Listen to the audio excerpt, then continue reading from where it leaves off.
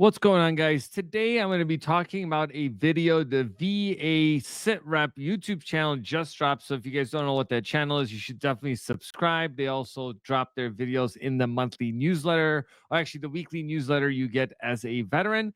So I came across this because it hit my email last night. And it's talking about VA construction loans. A lot of veterans don't realize is that you can leverage the VA home loan to both buy land and do a construction loan. So I'm going to break down what he talks about because not every lender offers it. And he also mentions that. And so we'll give you guys some quick tidbits about that process. If you guys don't know, my name is David Piatek. I am a loan officer and able to help you use that amazing VA home loan. So let me pull up the screen and so we can go over it together here. If you've been searching high and low and struggling to find the home of your dreams, then I've got a possible solution that many people don't know about. But before I dive into the details, do me a favor and hit that like button and subscribe. Definitely. It helps the Sit Rep with its mission of connecting veterans with the benefits they've earned and deserve. So most of us know VA offers veterans a home loan benefit. But did you know VA also supports construction loans? It works a little differently than a regular VA home loan, but you still get the same benefits. No down payment, no private mortgage insurance or PMI, and depending on your VA disability rating, no funding fees. Here's how it works. First, find a VA approved lender who offers construction loans, because not all of them do. Yeah, that's a pretty important point because like we currently don't offer these products because they're very different and you definitely need to be specialized in this. This isn't like, oh, I do one or two a year, right? Like for myself, I help hundreds of people purchase a home with a VA home loan every year. So I would say that I'm pretty good at that process. But if someone came to me and said, hey, look, I want your help to build a property, that process is completely different. And I'll go over that here in a little bit.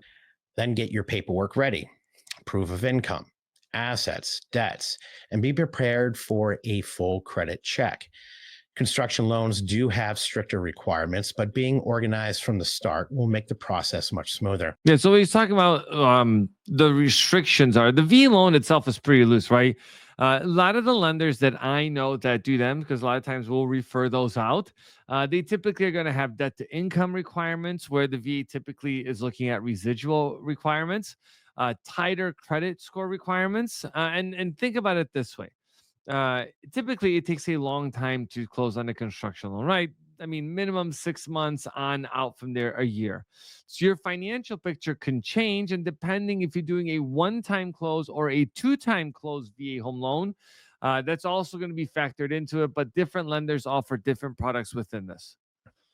Next, it's time to build your plan. You'll need architectural drawings and a contractor you can trust. Trust. It's important. Now, let me cover those two things. So, yeah, so typically either you go to like a big box builder where they already have preset plans, and basically you could say, hey, this is the house I want, maybe make small modifications, and then boom, you are on your way to going through this process.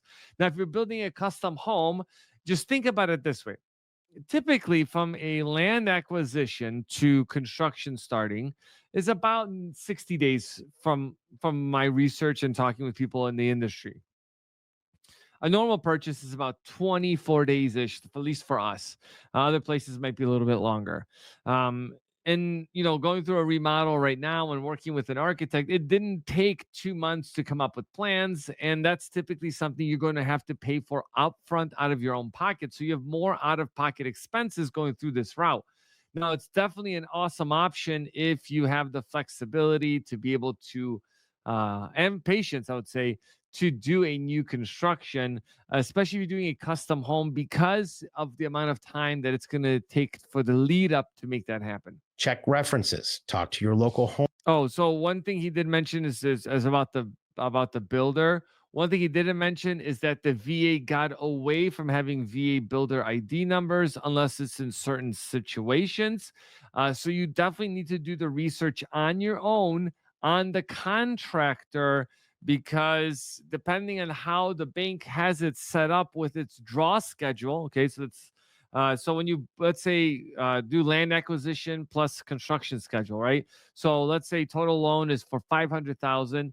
First 100,000 is for land acquisition, so you close on that loan at closing, right?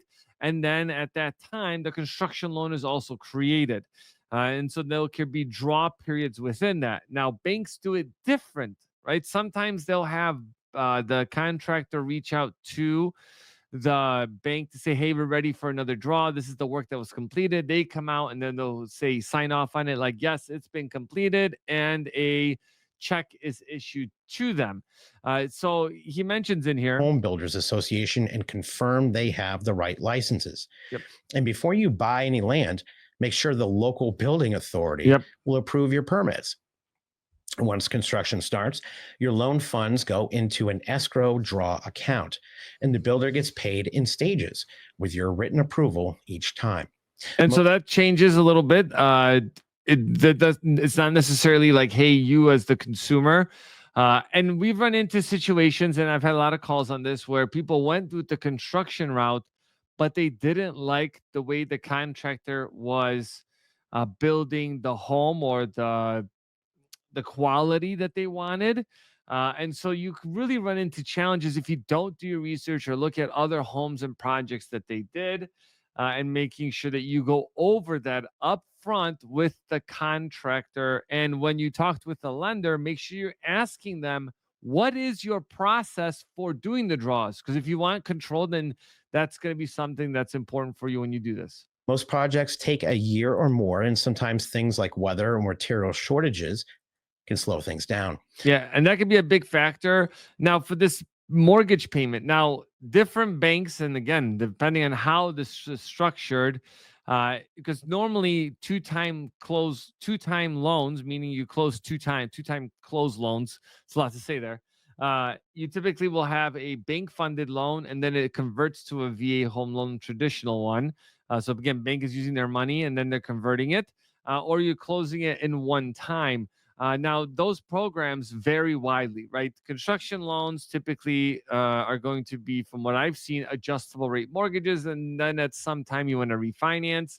We also typically see interest rates higher on construction loans because and fees, because of the amount of work that goes with it. It makes sense because you have all these additional things that need to happen after the loan closes. Now, some banks will also let you roll in some of your payments into the mortgage itself. So that's a big concern for folks, because they'll be like, well, if I close on the land loan, and out of this 500,000 example, hey, I have 100,000 draw already done. So a lot of times you just pay on the first 100,000. Then the second 100,000 is dispersed. Now you're paying interest on 200,000. But people will try to get creative, and different lenders can do that. They'll roll in some of those costs, those payments, I should say, into the loan itself. Bottom line, building your forever home with a VA construction loan takes patience and planning. But when you finally step through that front door, it's all worth it. For more. Yeah, so definitely a lot goes behind it. I think they definitely make it seem really easy.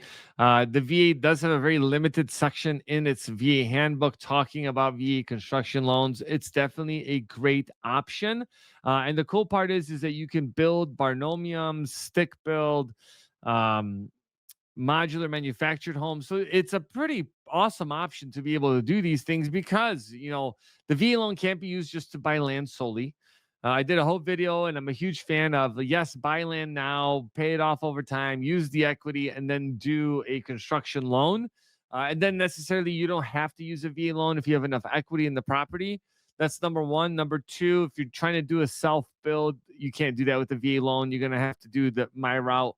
And if you already own the land free and clear, or own the land, you have equity in it, you can do this with that program. Now, remember, again, you could buy and you could build multifamily if you wanted to. So it's pretty ingenious. Now the VA has gone away from doing the builder ID, but lenders are going to have some criteria for the builder, and they're going to vet the builder as well, because they don't want to just lend money and then all of a sudden the contractor's not experienced in building, let's say, multifamily or building what you're trying to do, and has very little experience. So all those things are going to be factored in on this journey to using a VA construction loan. I wish you guys the best on that. And I definitely will update you if we end up doing those ourselves. But make sure you guys hit the like, subscribe button, and share with the veteran community. And I'll catch you guys soon.